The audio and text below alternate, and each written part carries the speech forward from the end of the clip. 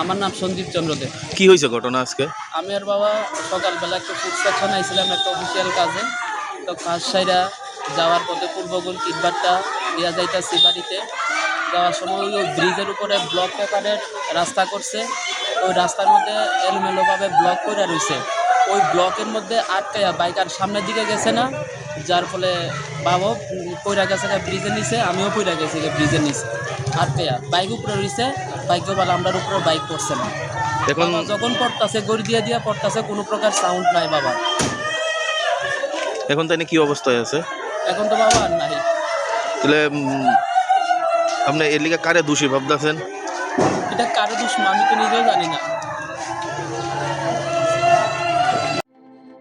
প্রত্যেকের জীবনের স্বপ্ন থাকে পড়াশোনা শেষ করে কর্মজীবনে প্রতিষ্ঠা পাবার।